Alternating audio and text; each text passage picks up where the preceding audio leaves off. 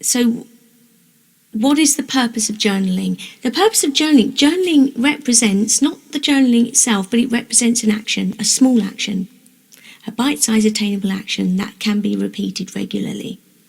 Why is that significant? Okay, so in Stoic philosophy, what we're saying is action is the leader and emotions are the followers.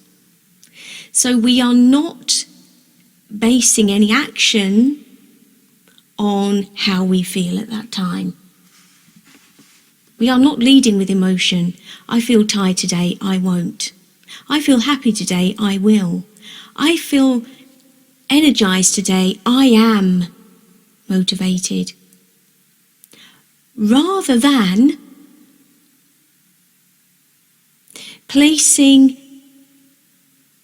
all the worth of our actions upon our emotional state, what we're doing, we're not waiting for the emotional state to align, okay, and the sun to come out and everything to be perfect, to get our motivation to move forwards, to create action. We are acting anyway.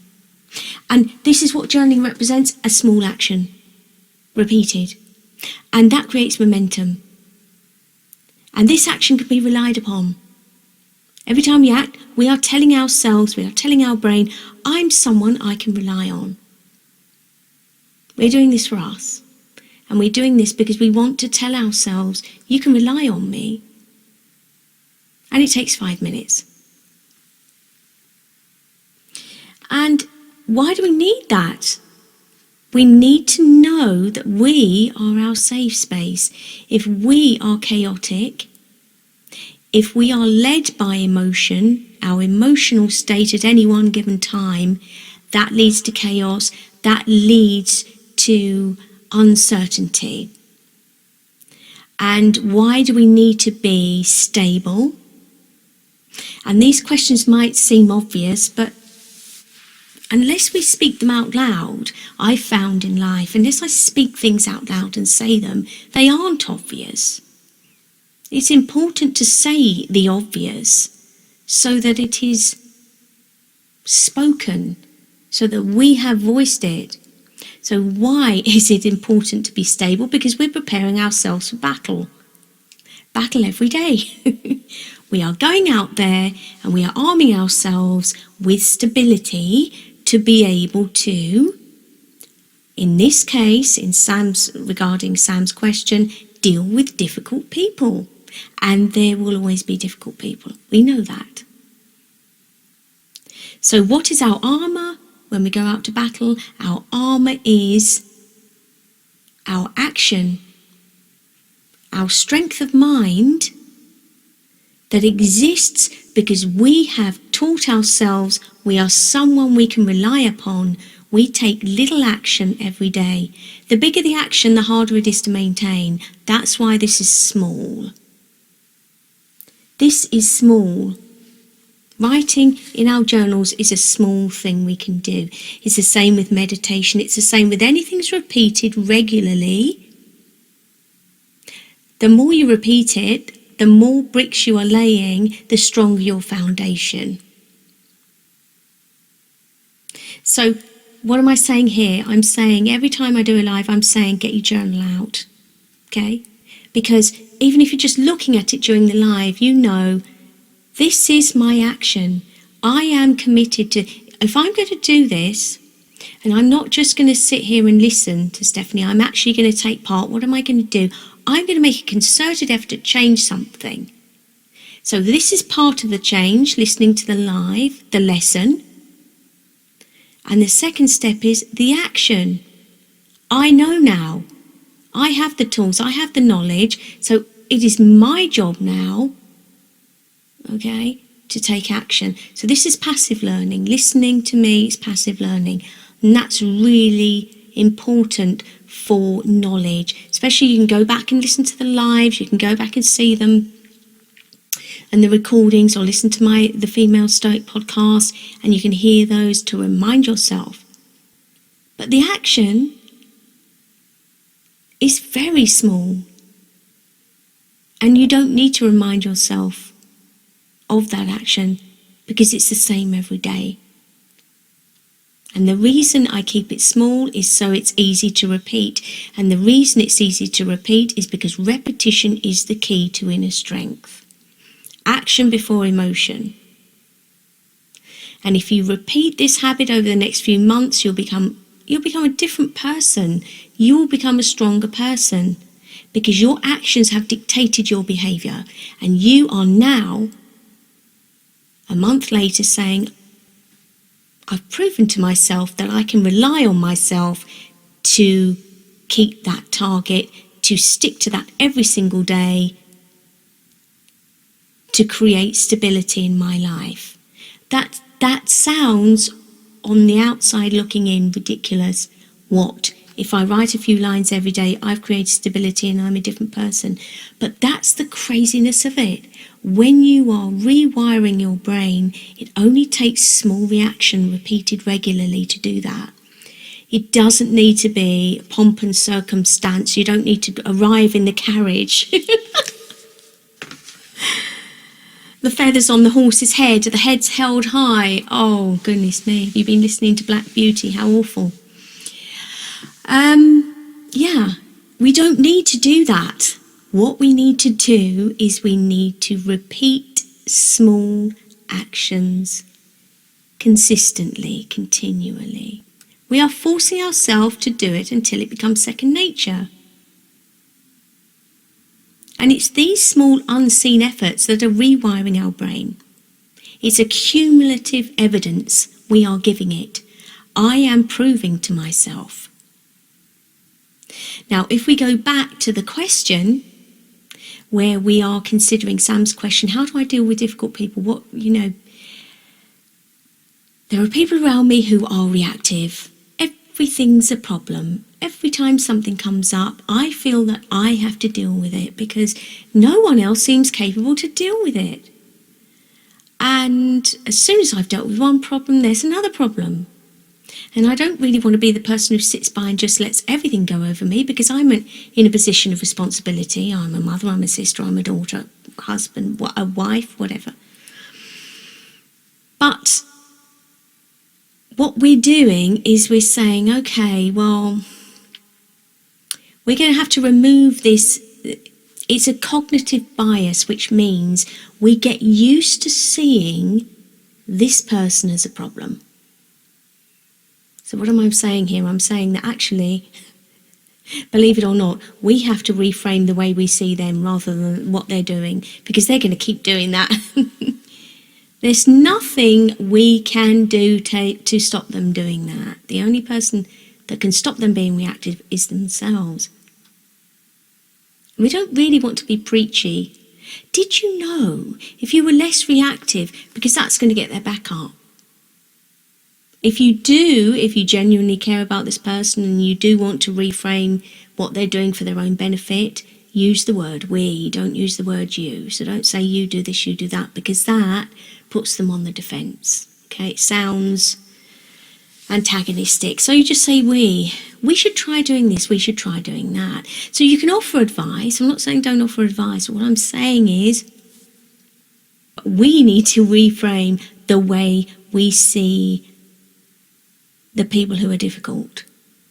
Because if we approach those situations with the mindset of this is going to be difficult, they're always a problem, it's actually creating an emotional reaction within us, which is stressful. And the whole point of doing this is trying to alleviate the stress upon ourselves. So yeah, that is a Stoic way of looking at it, that you do actually need to reframe what you're doing yourself in that situation. If we practice this cognitive bias, we are creating our own subjective reality. So in effect, we are just magnifying the problem. Oh, here they go again. That's emotional reaction. I knew they were going to say that. Now, it doesn't mean that it's not true. It doesn't mean that they don't always do that, because they may well be a person who always does that. But we have to step back from historical patterns of behaviour and this cognitive bias, and we have to take each situation as a new situation. It's difficult. So the action we take in this situation is our response. And what's our response going to be? The only action we can take is to manage our response. And obviously that reinforces our inner citadel. It's very important for us to remember, and this is what I want to do in the journal today, it's very important for us to remember that difficulties keep us moving forward, okay? If we woke up tomorrow with no difficulty, if we had everything we wanted, would we progress? Would that make it easier to move forward? And the answer is no. That's a reality. Difficulty keeps us improving. Difficulty, challenges keep us improving. So, how do we prove that to ourselves that we can grow from this? We use our journal. So let's just go back to the journal. And what we're going to do in the journal, we're not going to say, why is this happening to me? What is this training me for? We are just going to write down this week a difficult moment. We're going to write down that moment, whatever it might be, a difficult interaction with another person. And once we've written down that interaction, underneath, we're going to draw our circle of control, because as we know, we have a dichotomy of control. Everything inside the circle we can control. We draw that circle, and we are going to talk about what we can control in that moment. So, let's start with an example. I am driving a car, and I'm driving within the speed limit, and there's somebody behind me and they're driving really close to me. This happened the other day. And they get closer and then further away, closer and then further away, and they seem to be driving very erratically, want to get round me, there's a real sense of negative energy coming from them. Even though they're in a car, you can just sense it, can't you? And they want to get round me, and I think, okay, do whatever you've got to do, but I'm not going to stop the pace of my car. I'm just going to carry on. I'm not going to speed. I'm not going to do anything else. And then what happens is eventually they overtake. And they are shouting all sorts of obscenities as they're overtaking. And there's two ways to deal with this. The first way, the way I deal with it, is I turn and I smile and I carry on. The other way to deal with it is to let that affect me. Silently seethe. Feel as though they've gotten away with something. How have they got the right to be that rude to me? It's not as if I've got nothing going on in my life. I was within the speed limit. I was doing the right thing. They were in the wrong. Playing that over and over again, so you become angry, almost humiliated. And this feeling that they've won is an overpowering feeling. And when people are difficult and you stay calm and they're still difficult and then they goad you and they go more, it does feel as though they're winning. Because they are attacking you and you are not defending yourself. So it seems. But the truth is you are defending yourself, and that's why they're attacking you. And you're doing a really good job of it. So the facts are this. He wanted to go faster than I was going. He drove close to my car and he pressed on his horn and he gave me 2 fingers. But this powerlessness, or a sense of victimhood, or a sense of why are you doing that to me, or even to be self-righteous, well, I'm doing the right thing. That's not part of the event. The event is what he's doing. So why place any energy on that? What is happening in real terms? He is doing lots of things. And in real terms, what is happening to me? Actually, nothing. I found it quite funny. But the point is, situations like that, I do not allow those situations to change my state of mind, because they are not about me, they're about that person. So in the case of Sam, I'm surrounded by difficult people. There's always someone who wants something and does something. Let them want and let them do. So what? Now, it doesn't mean that you just have to be a battering, a sort of battering post for people just to download everything on. You have to create boundaries, of course, which is back to where the journaling comes in. So just to use a quote from Epictetus, it is not events that disturb people, it is their judgments concerning them. Another person will not hurt you without your cooperation. You're hurt the moment you believe yourself to be hurt. This person is in a different car and he's a moron. And he's doing whatever he needs to do to get by. But I'm not hurt by that because he's in that self-imposed hell, not me. Through my repetition, my actions, my choices I make every day, my inner citadel walls are high. Now, it wasn't always that way. And this is part of the reason I teach Stoicism, because I actually learnt this myself. I didn't know anything when I was younger about the philosophy that is Stoicism. I taught myself to do that,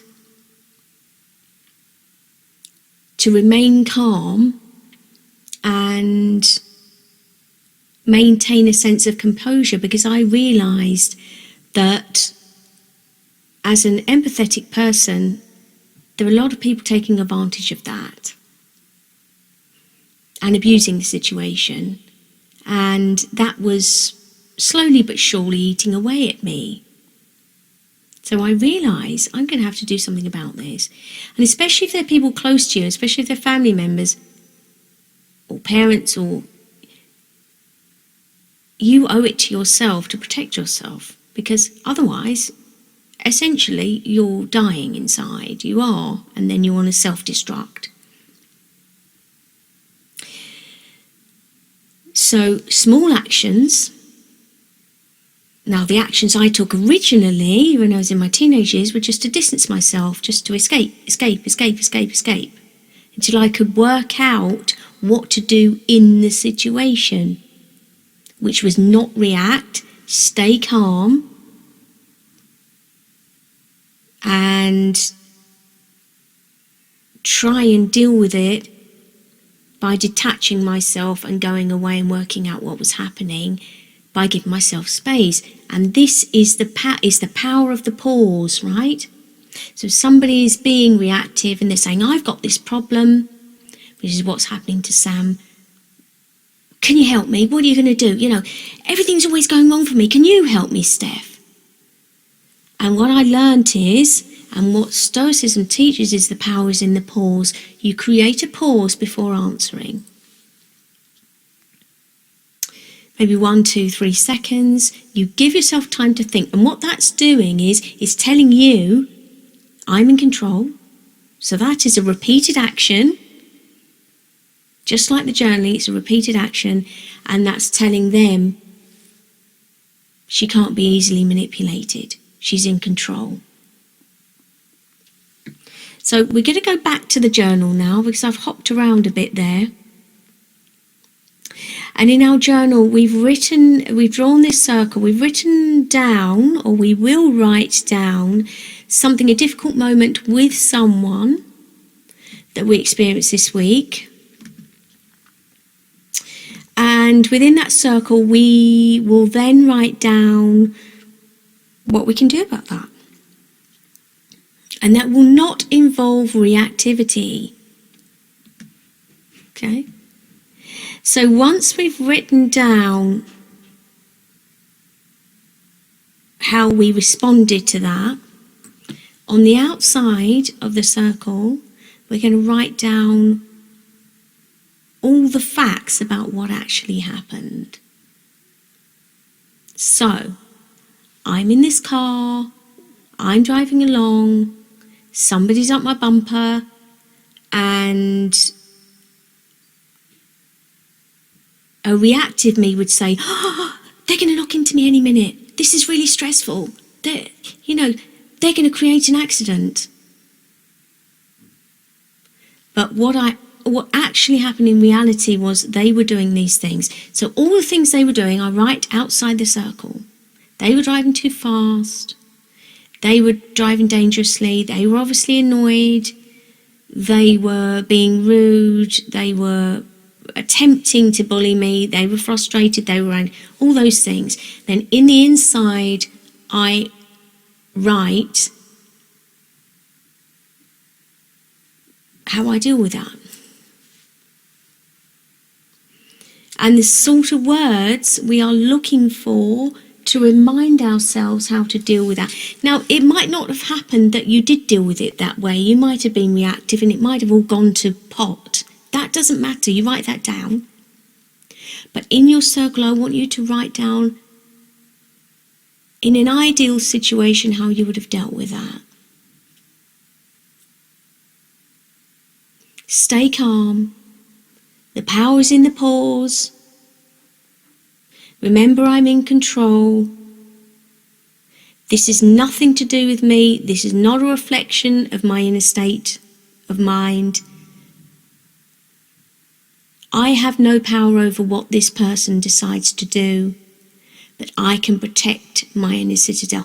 They're the sort of things you should be writing in the circle. That's in an ideal situation. Again, if this happened, let's just say, I don't know, because I'm not that reactive, so it's easy for me to say, but let's just say I reacted to something. Let's just say it went the other way this week, and he was doing that, and I reacted by braking and then moving forwards and then braking and then moving forwards, giving him 2 fingers and shouting out of the window. I can write that down in my journal. Why? Because I can compare it to my little diagram in my circle of what's another way of doing this? And then tomorrow, that takes 10 minutes, flip the page, tomorrow is a new page. Day after that's a new page, day after. And then in the future, something happens again, I can go back to that page and say, oh yeah, do you remember when I did that? I don't do that anymore. Journal's about authenticity, honesty. It is not about listing what should happen in a perfect world. And we can see in the case of Anne Shirley, Montgomery's Anne Shirley, that this was very much her trajectory. So she started off very reactive. And Montgomery set her up with an antagonist who was Rachel Lynde. Now, if you don't know the story, Rachel Lynde is a bit of an old gossip, and she lives across the way. And she can't help herself but have a say in everything. She's a great character. Very forthright in her opinions, very opinionated, and very judgmental. And you have this vulnerable little Anne Shirley turn up, and of course she has never had any guidance in her life. She's an orphan, and she's turned up to Avonlea, and she's not a boy, she's a girl, and she has red hair, which symbolises this reactivity. And she's like a lamb to the slaughter. And Rachel Lynde comes up and sees her and says, "Oh my, terribly skinny and homely, and your hair's as red as carrots." And of course, Anne Shirley sees red. That's a reactivity. So if she were journaling, that's what she would write. "Today, I told Mrs. Rachel Lynde I gave her what for." Because what happens is she becomes deeply upset and angry, and she calls Rachel Lynde a rude, impolite and unfeeling woman. She runs to her room in tears. She slams the door. "I'd rather spend my time profitably than squander it in idle gossip," she says later, meddling in other people's affairs. Now, she's not going to change Rachel Lynde. Rachel Lynde has been this gossip for decades.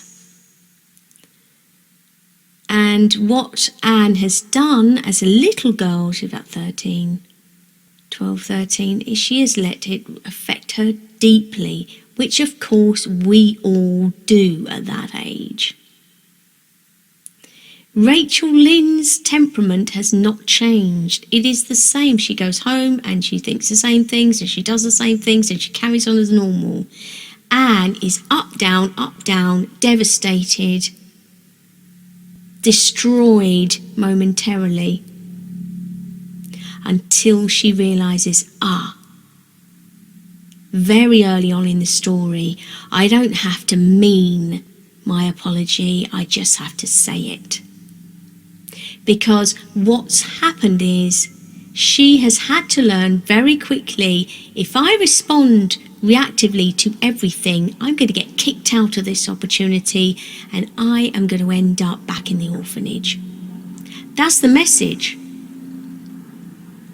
So true to her character, she gives a dramatic and thorough, if somewhat insincere, apology to Mrs. Lynde, who then accepts it and admits she was a little hard on her. So this is a key moment in Anne's journey. She wants to become accepted in Avonlea, and it's contrasting, this is juxtaposing the fiery temper with Marilla, her adoptive mother, this pragmatic approach that she has to good behaviour. And it's saying, well, you don't need to be one or the other, but let's just have a bit of balance here. So again, if she were journaling, she'd write in her circle, "Create a pause before I say anything dramatic, before I react. Say something positive to Marilla to get her on side. Approach Rachel when I am calm, for example." And she can still write there, "I did this, I did that, it was crazy, this happened."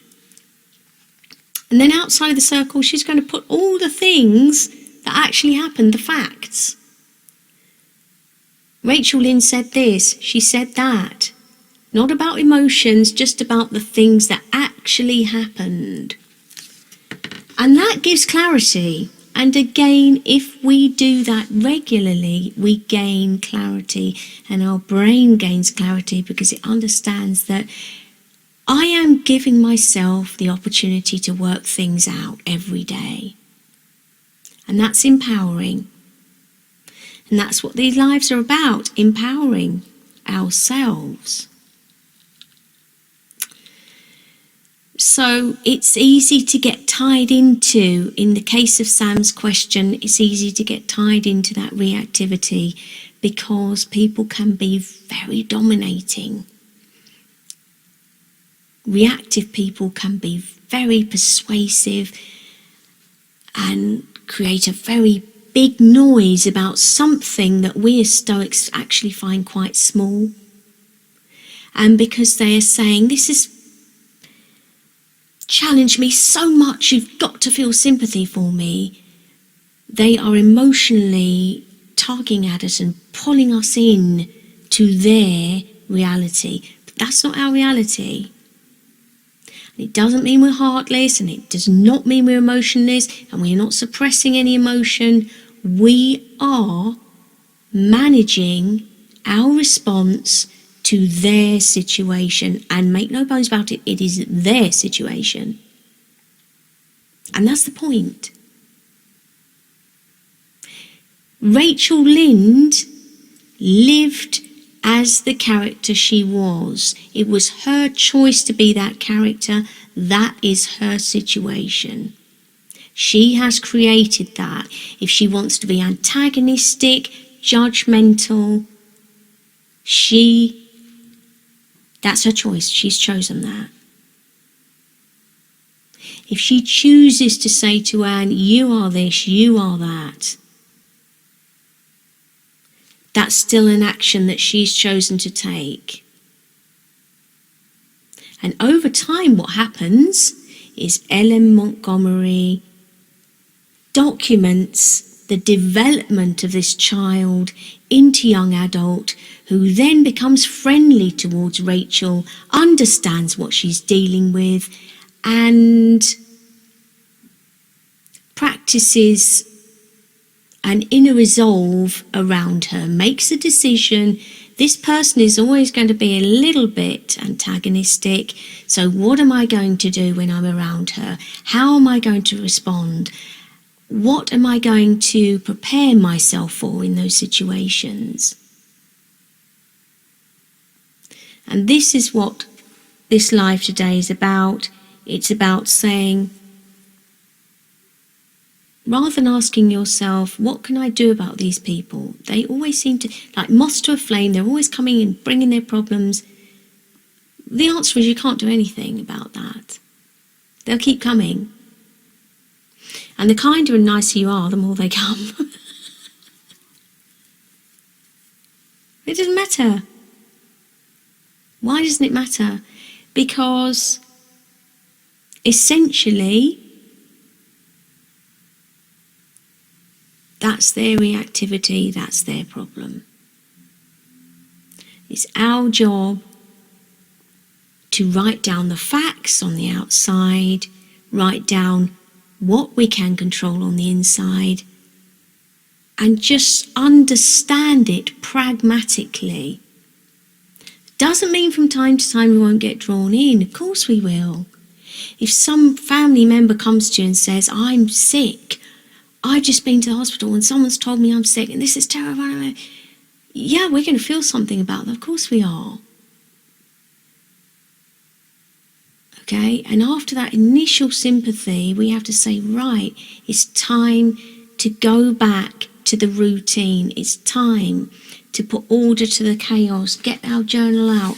What's just happened? What can I control? What are the facts? What can't I control? What do I have to accept? How can we work with this? And that is the best way to deal with problems that will arise every day, or problematic people.